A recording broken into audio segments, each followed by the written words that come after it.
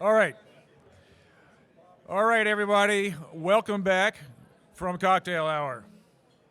Our next speaker is Chuck Davis. Chuck is an Alabama boy and an MIT graduate, and he is president of the MIT Free Speech Alliance. If there is one organization, alumni group in the country that can compete with the Jefferson Council for just pure dynamism and kicking ass, it's the MIT Free Speech Alliance.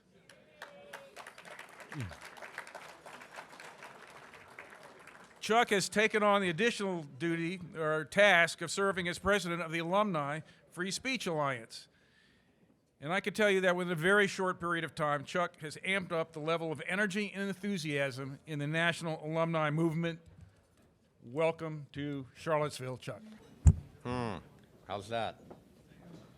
All righty. Where from here?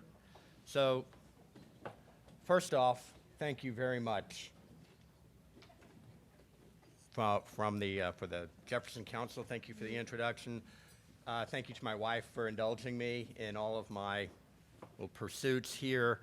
But I have to tell you, the first time I was asked to serve one of these, my answer was an expletive no. However, Jim would not be detoured. He lives down the road in Stanton. We had lunch with him today. He's a fantastic resource and one of the founders of the MIT Free Speech Alliance. And so, I owe a lot to the foundations that they built. So, where from here? Oh, and by the way, I have to also told Tom I was going to tell everybody, yes, I am from Alabama, proudly so. However, I was the obnoxious kid who grew up always reminding my family, yeah, but I was born in Virginia. So, was born at Fort Belvoir, entered the Army at Fort Belvoir, and spent part of my wayward youth living in the Shenandoah Valley. So I do feel at home here. So where from here? We've got something going, but I'm kludging a few phrases together. If you don't know where you're going, any road will do, right? And so there's a very complicated problem, so we need to be very clear on a goal. Where from here? Where are we headed? And so I thought about this a good bit. We had Charlie Sheen winning, right? But I decided to go with a different version of that quote, right? I don't think I'm going to go wrong with this, which is, we win, they lose. So, and it's a really important thing to think about, because, as I said, if you don't know where you're going, any road will do. Strategy is important. It sounds simple, and I'm not going to correct the Gipper, but technically that was a goal, not a strategy. They then did apply a whole of government approach to implementing strategies towards that goal.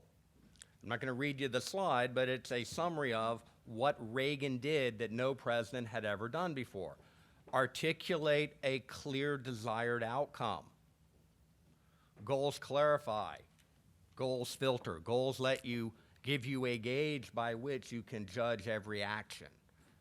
Is this going to advance us? I understand these are strange concepts in some parts of academia. I can assure you that they're not in business. I assure you that the president of UVA is probably going to find that out shortly. But what does winning mean? It's a great slogan. We're going to win. Woohoo! In this context, here's my humble submission for that question. Winning is rolling back the culture of intolerance and isolating those calling for censorship as the marginal voices, and I would add as the problematic marginal voices, right? This goes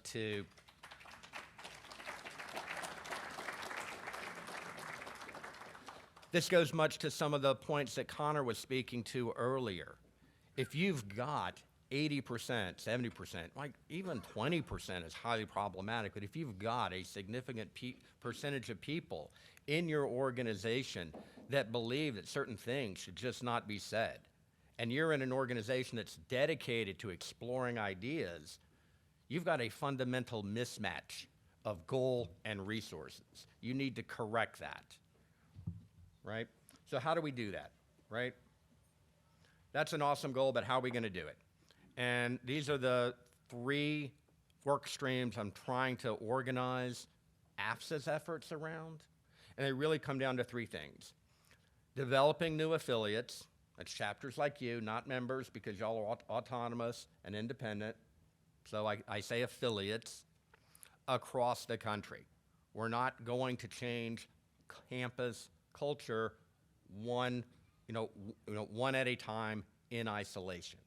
Every win at UVA makes the win at JMU a little bit easier. The win at JMU is going to make the win at University of Maryland, when we get them open, easier. That's going to make the next win at Penn State and UPenn easier, right? It's a national movement. We need to be building that movement organically from the ground up. We need to be providing resources for you. All right, new affiliates. We've got a wonderful person that working with ACTA that's been assigned to us, Kate Wesson. She couldn't be here because she's up helping the MIT group this evening, but she's done a lot on standardizing the onboarding process, making it repeatable. We've got 16 chapters now. We've got a whole list in the pipeline. We can't get to 100 in 3 years unless this is a standardized, repeatable process. So that's just, iterating through it. Every time you do it, make it a little bit better, right? I always say you need documents. You need things. You need artifacts. You need version 1. Version 1 can be a dud. Version 1 doesn't have to be any good. It only has to be editable, because every time you go through it, the process should be improved. So we've been doing things like developing a welcome kit to let people know when they reach out that you're not alone, right? We have a welcome letter. Somebody wrote it. It's got my name on it. They did a good job. A checklist of saying these are the things you need to do to get organized, right? We can help you with each one of these. We have a list of services. This is how we help you.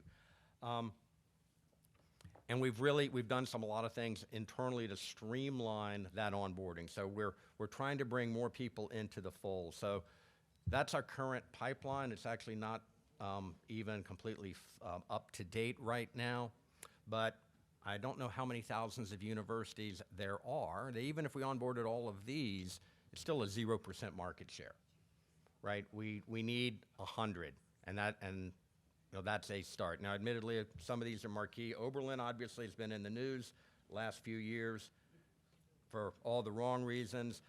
One of the names here is, we have University of Michigan, so that's a good one, right?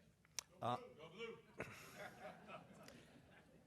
All right, so I knew there was one in the house because it was in his bio. Apparently, there are more. And, but also, University of California, Berkeley, home of the original free speech movement. They should be a natural, right? But then we also want to focus on supporting y'all, right? Basic things. A lot of this is just infrastructure. I spent a lot of time working in banks in New York, but I basically said I'm a plumber. I was an operations control person, right? Get the infrastructure there. When you're processing 15, 20, 30,000 trades a day, you can't be messing around with each and every one of them trying to do it different. So we have a Zoom platform. If you're a new group, you're emerging, you don't necessarily know how to do that, or you'd like to bring in a speaker to see what kind of interest, but you've got capacity, you've got time limits, no problem. We've got a top tier Zoom account you can use. We've set up an AFSA YouTube channel on social media. I do use YouTube and LinkedIn, not so much Instagram. That's a little bit, after me. But this evening, live streamed on YouTube, actually coinciding with our feature presentation, the MIT chapter is hosting a debate on DEI. Why DEI? Well, only because that's the topic MIT cancels someone over.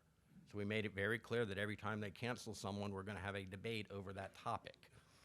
And it's going to be, actually, as an aside, have been known to be a little bit cheeky at times. I was just sharing this story. When asked, what did we have against DEI? I said, nothing. You picked the topic. We didn't. When you canceled Dorian Abbott because of his views on DEI, and had you canceled him, this is the cheeky part, had you canceled him over his views on panda bears, we'd be having a debate on panda bears. So, yeah, like I said, I was the obnoxious kid. So that's our test tonight. Is we've had over 2,000 people sign up, pre-register to view it through some channels. We're really excited to see how many people we have it. We'll watch it. We're on LinkedIn now. We can advertise events like this. Send us your event. We'll get them out. We'll advertise them. We actually posted for jobs on LinkedIn. We'll talk about that in a second. And so one of those jobs, there we go, in a second, right next, interns. We've signed up for internship programs. We've been interviewing. We have at least 4 in the pipeline. Now, when we can get interns from schools that are AFSA members, we'll funnel them right to you. I mean, you obviously have your own program developed locally, but if not, we can still pull and see where the need is or have them support the AFSA level programs. We've started a bi-weekly AFSA forum where every chapter can send 2 people in. We have agendas, and what we found is those agendas will often lead to other discussions. It's been a fantastic resource sharing and leveling idea. We want to work on ways to improve it even more. Training materials, trying to develop those, and we've got a whole list we'd like to do as we can get additional funding. There's sort of the social media bits. You see the logo that you see all now. We just rolled it out last week. It's totally new as well. We got a new website. This actually went live while we're in DC. The fact that it's new has apparently generated lots of interest. When Kate gets back from Cambridge, she's got a long inbox to go through, a lot of people reaching out, and a lot of the questions are, how do I start a chapter? Right, and that's key. We need to truly empower people across the entire country. And then the last bit, and this is something I think that more so with us than at the individual chapters, we have the obligation for taking the lead, which is how do we make it easier for people to defend their rights on campus, right? I mean, some of these stories from students are horrible. You shouldn't have to lie to get an A, that if your paper deserves an A. You shouldn't have to lie to get a job or a promotion or tenure, right? I just checked FIRE's database when I was doing this, 849 cases of faculty or students' rights being infringed on campus, and those are only the ones that we know about. Obviously, there's the very public fiasco at Yale and Stanford law schools, supposedly some of the best in the country, but they clearly don't understand the constitutional law around free speech and disruptive speech. When these cases go to court, how often do universities win? Here's the secret. They don't. But they keep doing it. 155 of those cases in the FIRE database are since last March. That's over 10 a month. Again, these are only the ones that we know about. So there is clearly a structural issue. There's a culture and an incentive structure to not recognize and respect students' rights. Forget about decency, but we're talking about First Amendment rights. I hear First Amendments were a big thing with some of the early Virginians, right? Why, right? Why is it so hard to push back? We actually had a panel to start delving into this topic with some top lawyers, including like Ilya Shapiro from the Manhattan Institute, around what is it that makes it too hard, too expensive, that makes its processes take too long, and that there's no incentive to pursue. And can we generate ideas to change those? Can we generate ideas for specific policies that campuses can include that provide some of this. I mean, some of these require legislation, some of them require an activist board of trustees or overseers, whatever your university calls them. Some of them just require a good, motivated university president, right? But I don't have a lot of answers on these questions. But I think we need to be asking them and having the forums to get the bright and, very talented, diverse set of people in the concerned alumni community to contribute, because and I haven't met most of you, but it's very clear that whatever we're lacking here, talent is not among them. So I am sure these are problems that we can tackle. So at the end, and you can go back to your drinks, is we're here to support the school-focused groups. We want to provide you those resources in a national organization, and that we're trying to build it for the long term. The key thing is this alumni movement, what you're doing, it's real, it's not going anywhere, and in the end, we're here to win. Thank you.